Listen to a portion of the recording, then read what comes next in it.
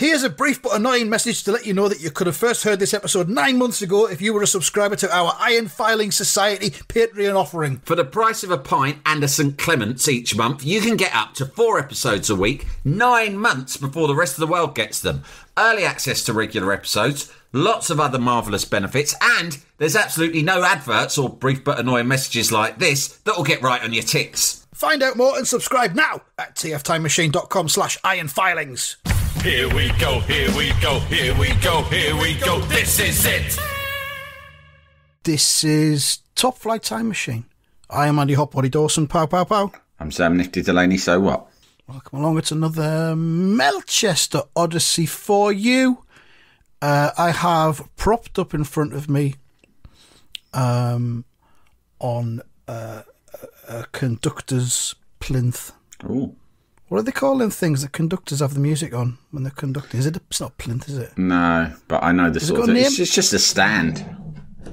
A stand? Yeah, I got it on a stand. When did you get that? Have you had that for a while? Stand. I got it at a car boot sale yesterday. Oh. I got it for £3 and I got a sledgehammer for £5. Fucking hell, that's exciting. Do you want to see the sledgehammer? I'd love to see the sledgehammer. I was going to include it in the live video stream we did last night and I completely forgot, even though it was just sat right next to me. Oh, you fucker. There we go. Oh, look at that. How long's the handle? Pretty long. It's I would say that's about 3.5 foot. Yeah. 3 foot. That's a good that. hammer. That's a hammer that is designed for putting walls through. Completely. Yeah. Yeah. £5. Are you thinking? I've got a concrete area. I've got a concrete area that needs smashing up. Are you looking at walls? Are you eyeing up walls that could be? You thinking? No. Yeah, you're for the chop. You could go, you cunt. No. It's going to get put away, out of sight, just in case I've had a few drinks one night and decide let's do some renovations. Yeah, I wouldn't be allowed a sledgehammer in the house for that reason. And my house is quite small. I mean, I can't... I'd probably put through a supporting wall and then the whole house would fucking fall in on itself. That's the thing, you just don't know, do you? You don't know. You need an expert for that. Yeah, but I got that. I'm going to smash up some concrete area. Oh, that's lovely. Think about filming that and put it on the IFS Turbo in slow motion. Well, this is the thing. I could do that, but then you get... I was going to tweet a picture of it last night, but then... you'll get sledgehammer lampards. You'll get Hammer Twitter wading in. Yeah. Saying, I think you'd find that's actually a lump hammer, not a sledgehammer. Oh, God. You know what I mean? Why? As Jeremy Vine would say, why?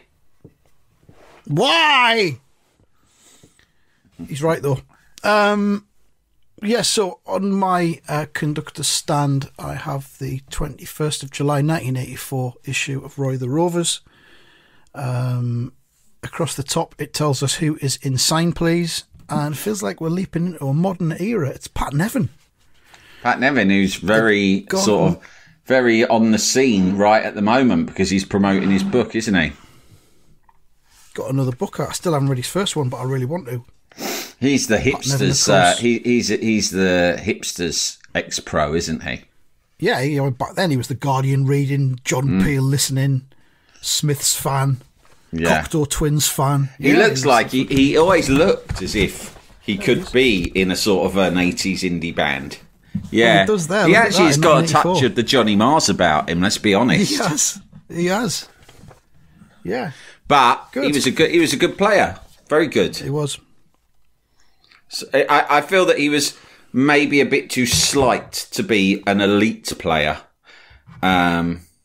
Like Liverpool bought John Barnes, and I remember the following season, Everton, because it was very much a sort of two-horse race in those days, wasn't it? They bought Pat Nevin, who was like their version, of a tricky, exciting winger to sort of enlighten. He's very skinny in this picture. He would not make it in the Premier League today. Yeah, he doesn't look like he's got enough on him. But very skillful and quick, as I remember it. I think the modern day equivalent would be someone like Jack Grealish, who has obviously spent a lot of time in the gym. They all do power now. To his game. Yeah, you can't get away with not being muscular at the top level these days. It's just not possible. I think it's like that in darts as well now. Yeah, you have to be muscly. Everyone's got to be muscly these days. I keep seeing this in thing. Everything. It's a lot of pressure. Even in Star Wars, they go, like, on social media, it'll go, this is what Star Wars characters from, A New Hope would look like, but buff. And they've got AI or whatever. Someone's sat around with AI going, AI, make all of the characters from Star Wars Episode 4 A New Hope really muscly. And then they've got hold of the pictures and they've shared them online. Okay. And I just said, okay, no problem. I'll have that rustled up for you in a jiffy. 6 seconds. But seriously though, mate, how does AI work? I mean, at the front end. Like, because I hear all people going, I'm going to get AI to do this, I've got AI to do that. But then I thought, I'm going to get fucking AI to do something. So I put it in Google and everyone wanted money off of me. I thought it was just a system where you could just talk to your computer and it would do it. Well, I don't know. There's one app on the iPhone called, I think it's called ChatGPT. Yeah, I've heard of that. And I installed that. Yeah. And I asked it, is Andy Dawson a good podcaster? Oh, yeah.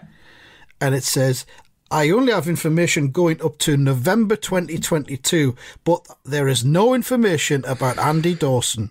Well, that's fucking shit. Fuck off, I've been doing this for fucking years. Yeah, it's worse than Google then. I bet if you type that into Google, you'd get a decent answer. It's something. So you get the former Hull defender at least. You downloaded it. Was that free or did it cost money?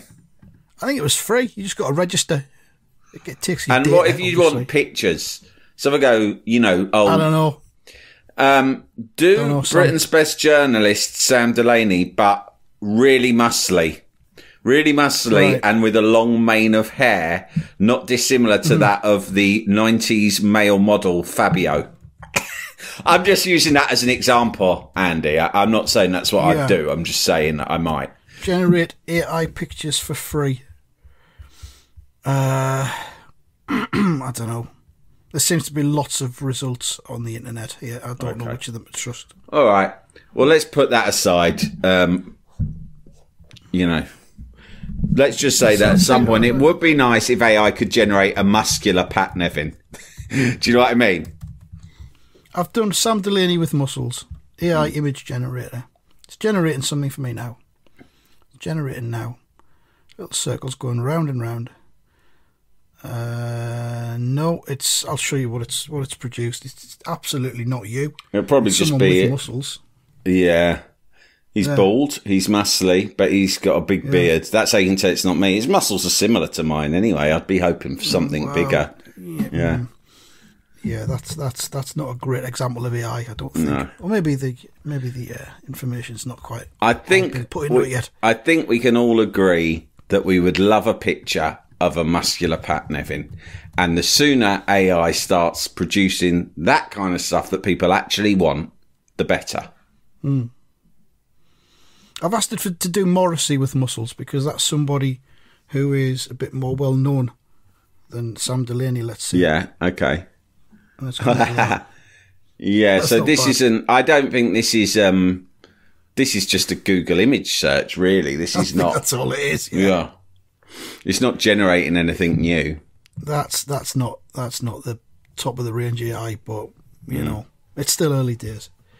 So that's Pat Nevin dealt with. Roy the Rovers. It says on the front page, excuse me, Roy Race, player manager of Melchester Rovers, had refused to consider signing Carford City's brilliant midfield player Carl Hunt because he suspected that Hunt was blaming himself for wrecking another player's career.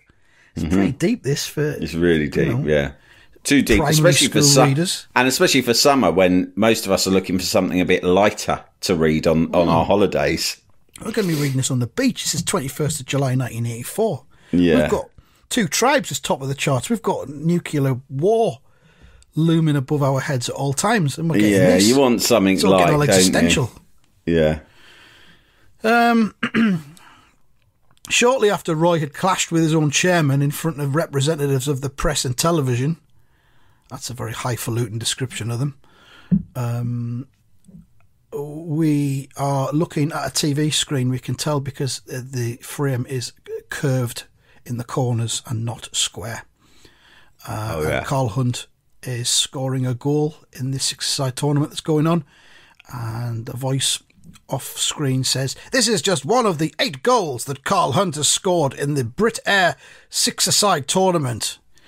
8 goals, fucking hell. In the circumstances, Roy Race's claim that Hunt is finished as a world-class player seems a trifle premature.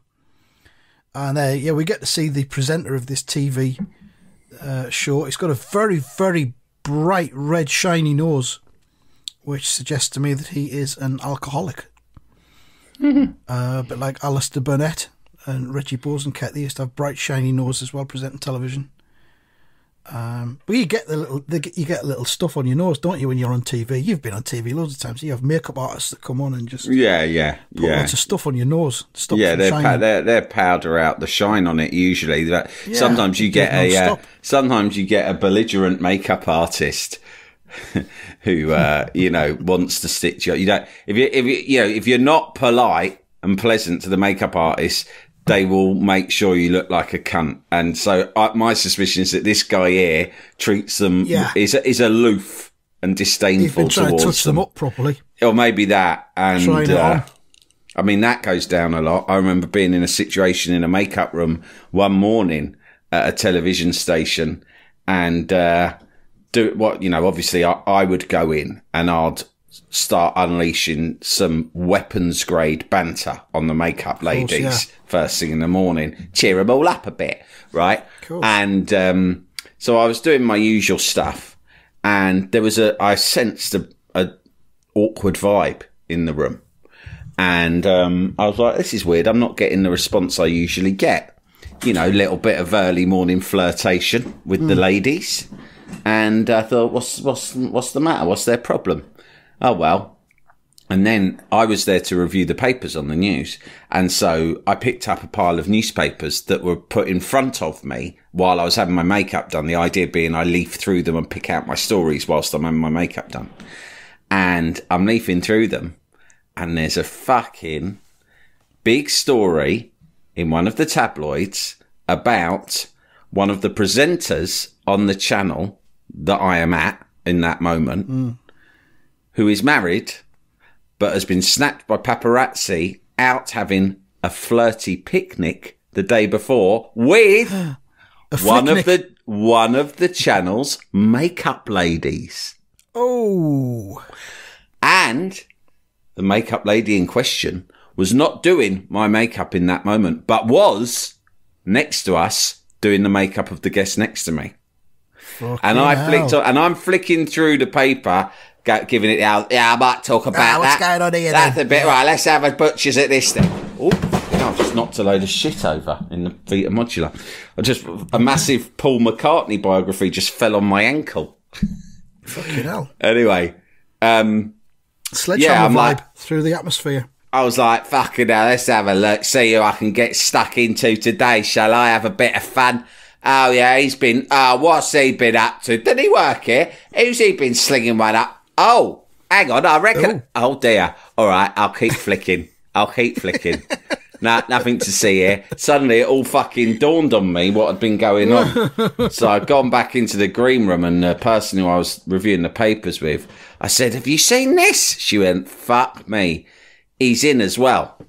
The presenter I'm talking about was not a presenter who I was about to appear with. He was someone who did a show a bit later in the day. But he was in the fucking building. She was in the building. What was interesting was I was expecting a producer to come round and say, guys, just a quick one.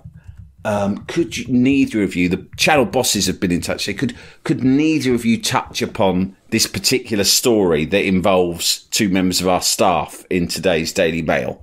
Because, no one said that. And you can imagine how tempted I was, Andy, to go in on air. And the first story, well, my first story is a bit of gossip that's very close to home. Can you guess what it is? But I didn't. Because in those days, I obviously had at least some semblance of professionalism. But yeah, I was going to ask you to tell me who it was later on, but I'll tell you Googled later. it and found it. Yeah. Not who you'd expect, right?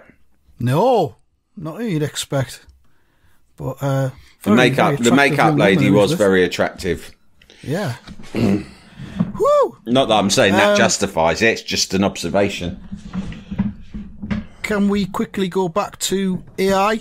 I've just asked it to give me Noel Edmonds with muscles. Oh, well, he's got muscles. He's got muscles coming out of his fucking ears. Oh, my God. You know what? Genuinely, that geezer here is less muscly than the real Noel Edmonds. Yeah, he is. He is. But he does have a bit of a look of Noel Edmonds about him, so that's good. He's got the Edmonds vibe. Getting there. It's getting there. Sorry, where are we? We do get distracted on this Melchester thing, don't we? Yeah.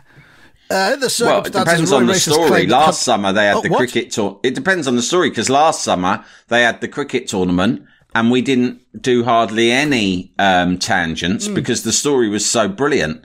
But this one is just like a strange psychodrama. I don't think we need much encouragement to get, diverted.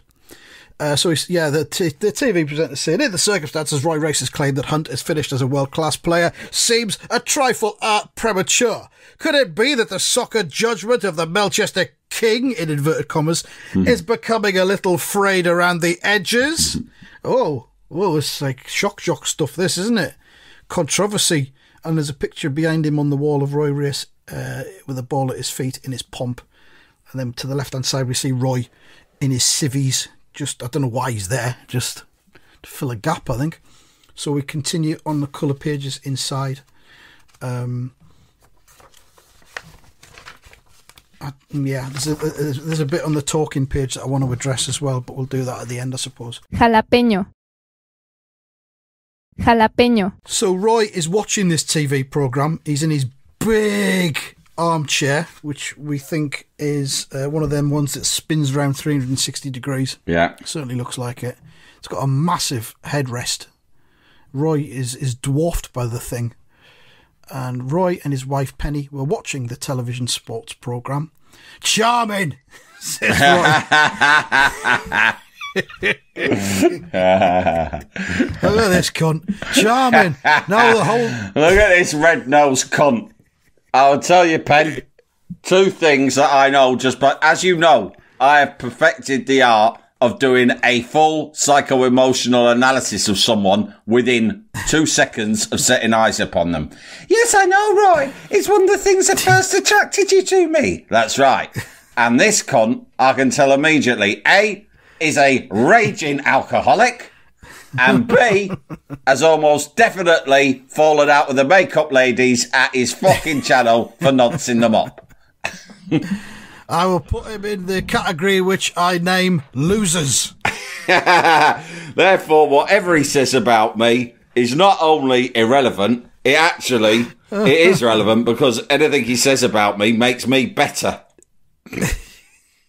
Anyway, listen to him. They call that racist law. Penny says, he says, charming, now the whole nation thinks I've condemned Carl Hunt to the football scrapyard. Which, of course, is not a real scrapyard, it's metaphorical. Penny says, well, you certainly made it plain that you had no intention of signing him on, Roy. Yes, but because of his present hang-up about that tackle on Les Anderson. In time, he may feel his way back to his old rip-roaring style. And that's exactly what I told the press people. Well, you didn't get the chance to finish your sentence, did you? Because they ran off to the phones to phone it in.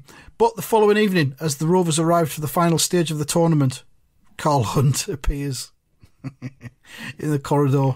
Oi, you cunt. Yeah, come here. Race, you cunt. Thanks, Roy.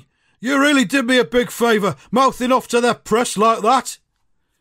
Now, hang on a minute, Carl. What I really said has been completely distorted, and I was talking to my own chairman at the time, not the press.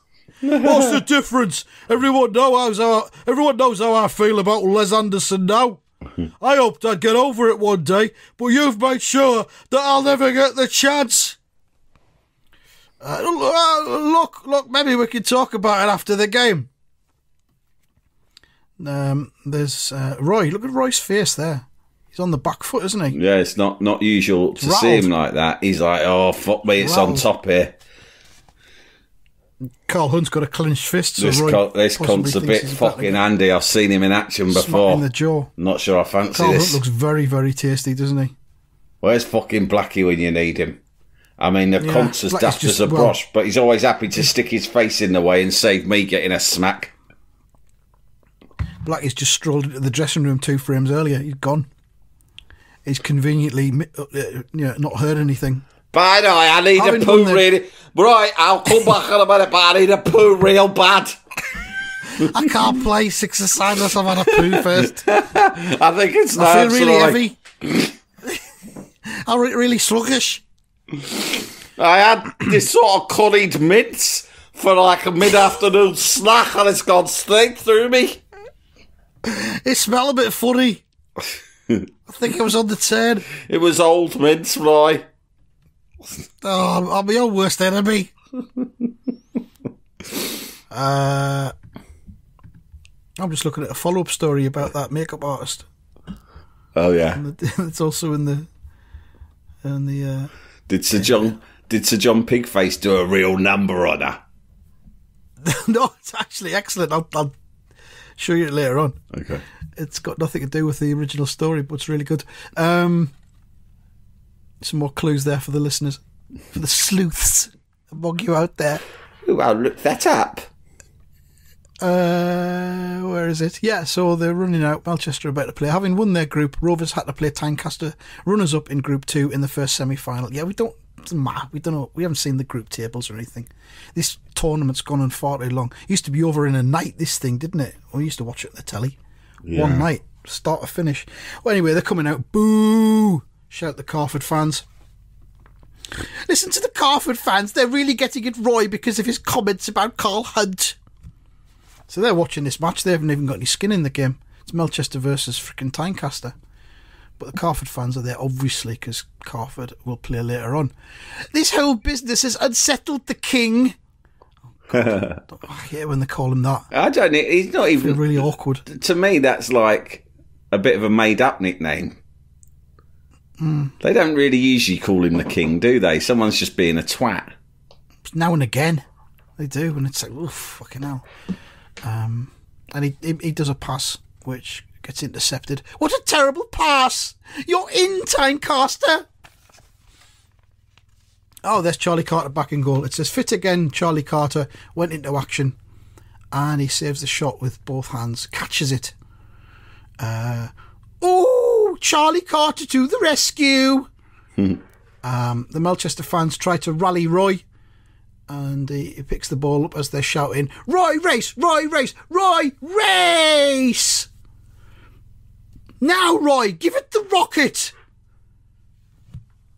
They're probably putting him off. These pricks. He does take a shot. He listens to them, and he probably shouldn't take a shot. Oh, that was more like a runaway missile. Terrible shot. It's gone over the bar. Bounced off the perspex. But it says, fortunately, Roy's teammates were in form, so it's bounced back into play. One of them's laid it off, and I think it's Neville Jones that puts it in the back of the net.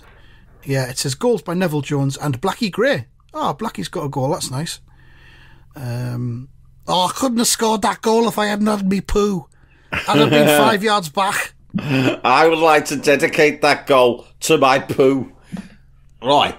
You know how when someone's had a relative die, when they score a goal, they like to point up at the sky like they're pointing at the heavens to say, that's for you, Mum.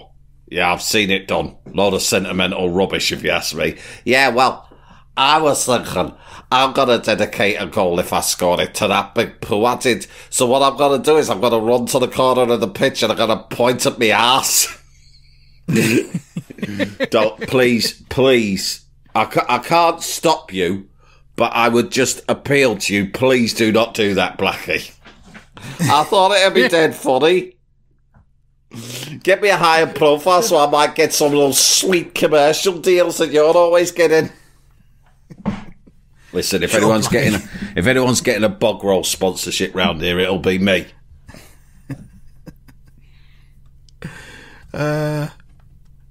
What's happened next? Yeah, and then it was Carford's turn. Oh God, watching Carford again. Fuck me.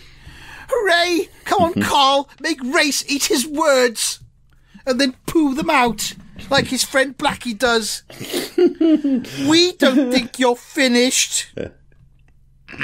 Carford, runners-up in their own group, had to play Deans Park, winners of Group 2. Parker on the attack. Hunt must be in the mood to silence his critics, so watch for those fiery tackles.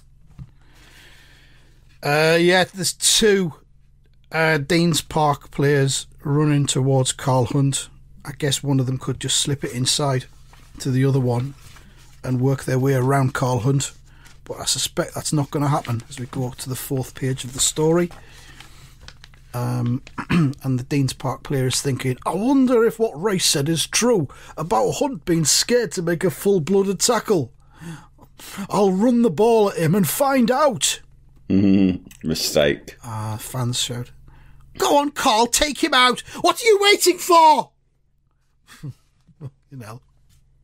Urged on by the City fans, Hunt lunged desperately, but and he tries to get a foot on the ball. He misses it. It goes in between the legs. Yeah. He's got his hands he's kind of slightly frightened. He hardly went in at all. That sort of challenge wouldn't have robbed a mouse. I beg your pardon. Wouldn't have what? Robbed a mouse. You can see what I mean. Mate. No, robbed. Yes, robbed. A footballing mouse. What?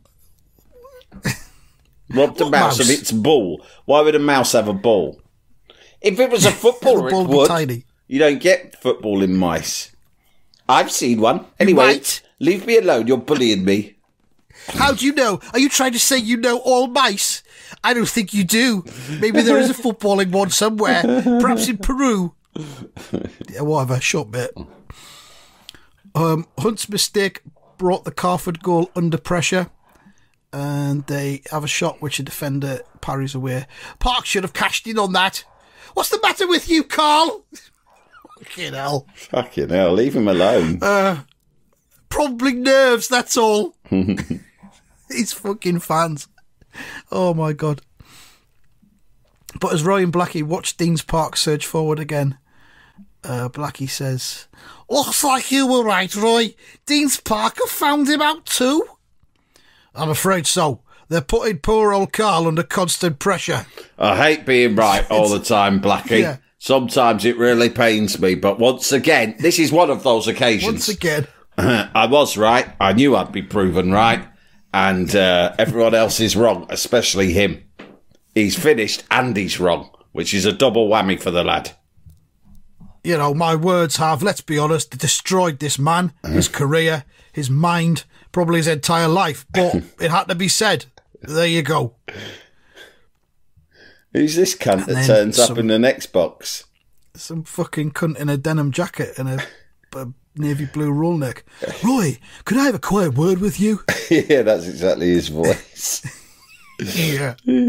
Roy says, well Roy knows him because he says... It depends who you are, you fucking weird cunt. Well, Roy knows him because Roy says, sorry, Gordon, nothing personal, but I'm not saying anything to the press for a long, long time. Not a fucking word. Roy knew Gordon Vine as a sports photographer with one of the national newspapers. I'm not after an interview, Roy. I've got something for you. Something which could help Carl Hunt become the player that he used to be. Now, okay. If it's a pair of magic boots, I'll stop you right there because I've been down this road before and I'm not interested. If it's a pill made from tiger extract from the Far East, from the Orient, we've been there as well. And while it didn't benefit anyone's footballing abilities, it did benefit my marriage. I was in a coma at the time when Sir Alf introduced it, but he did leave a box behind in the drawer in my office, and I have used them for a very positive So use. I do have some, but I'm always interested in stockpiling a few more. Is that what you've got? Cock pills from China? Yeah. No, it's nothing to do with that. It's to do with Carl Hunt. Well, then, nothing for you. Well, then you've lost my interest. Fuck off. Why is Roy keen on making Carl Hunt the player he used to be, just as he's about to possibly play him in the final of this six-a-side tournament? I don't know. Andy, read out the next week bit. Yeah, just getting to that. So that's the end of this week's, but it's next week, and it's in inverted commas. And obviously, this is Roy saying this next week. Good grief, you're right. This is interesting. They should use that line every week. It really you think, oh, so next week something that is genuinely interesting happens. Or will it? So that's it. How many marks out of 10 are you giving that? I'm just going to give it 8.5. I'll give it 9. I liked the journalist at the end. He was quite entertaining, and I liked it that there was a confrontation, like a brief confrontation between Carl and Roy. We've got some quite progressive stuff on the Roy Race Talking page, and it's a little segment called "Female Team!" ! And Roy says here, Lisa Debney of Reddenhall, Norfolk says, as you have stories about boys and men playing football, why not have one about a girls' or women's football team? Lots of girls read your paper, and I think many of us would like to see such a story. Now, that is very forward-thinking. This is the mid-'80s. Women's football was barely on the radar at the time. But now, of course there'd be a women's football story in Roy the Rovers that was around today. And Roy is sympathetic to that request. He says, it's another one for the suggestion box, Lisa. A story featuring females would certainly add some glamour to Roy of the Rovers. That's for sure. I can just about get on the phone to Skew and tell them I want no one less than a 36 E-cup in this. And trust me, I will be checking every week. Well, it's a modern world. We do have women players out there, but they've all got different types of knockers. Some have got massive ones, some have got them little ones like walnut whips. So we'll have that represented right through the team. Some people like a lass with modest breasts. Me, no. My blood runs, let's say, a little bit thicker than that, and I like a healthy-chested woman. But I don't like huge ones like. No. I don't like huge ones like melons. No, not ones that get right in the face, but I like a fucking more than a good fucking handful. Anyway, thanks for your letter. And, I'll give it some thought. Add some glamour to Roy the Rovers. God, you got me. Get Linda Lusardi in. You got me frisky just fucking reading this letter. You're right. I can't believe I never thought of it myself. Fucking cracking idea. The only titillation most people get nowadays is fucking when Penny shows up in some of the strips. But even shit, let's be honest, her knockers aren't what they once were. No, she's got the seed. Let's be frank. No wonder I almost had it off with that secretary at Walford last year. No one would have. And I tell you what, had I done it, which I didn't, but had I, which I didn't, no one could have blamed me. No divorce judge would have blamed me at all. Not in Mrs. Thatcher's Britain. No red-blooded divorce judge. So that's it then. We'll be back to find out what's happened, that's interesting next week. So join us for that. Thank you very much. Goodbye. Goodbye.